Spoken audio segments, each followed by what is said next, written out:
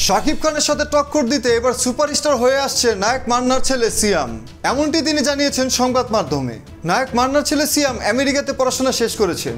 তার পড়াশোনার সাবজেক্টটিও ছিল ডিরেকশন নিয়ে। ক্যামেরার পেছনে কাজ করতে চেয়েছিলেন সিয়াম, কিন্তু নায়ক মান্নার ভক্তদের কারণে তিনি পর্দায় আসতে যাচ্ছেন। গণমাধ্যমে সিয়াম বলেন, আমার আব্বা ছিলেন দেশের 1 নম্বর নায়ক, আমিও তার মতো হতে চাই, এর জন্য আমি অভিনয় শিখেছি।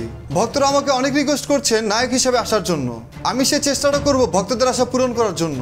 আমি আমার বাবার মতো 1 নম্বর নায়ক হতে চাই।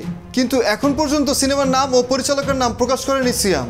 তবে তিনি গণমাধ্যমকে নিশ্চিত করে বলেছেন অবশ্যই তিনি নায়ক হয়ে আসছেন। এখন দেখার বিষয় হচ্ছে কতটুকু কি করতে পারে নায়ক মান্নার ছেলে সিয়াম। বাট আমার মনে হয় না শাকিব খানের সাথে টক্কর দেওয়া তো দূরের কথা, তার ধারের কাছেও আসতে পারবেন।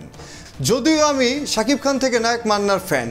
আমাকে যদি প্রশ্ন করা হয় আপনার প্রিয় নায়ককে, আমি নির্দ্বিধায় বলে দিব আমার প্রিয় নায়ক হচ্ছে মহানায়ক মান্না। কারণ মান্নার যে অভিনয়, মান্নার যে ডায়লগ ডেলিভারি, মান্নার যে সিনেমা, তার যে সংলাপ, এখনও সেগুলো অভিনব, এখনও সেগুলো দেখার মতো।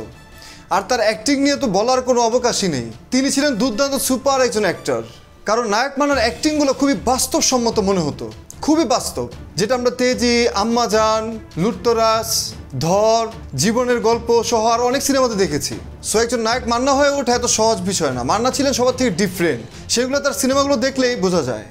কাজী হায়দার, মান্না, ডিপজল, তাদের কম্বিনেশন ছিল একটা অন্যরকম। ওই সময় সিনেমা একটা আমেজ ছিল।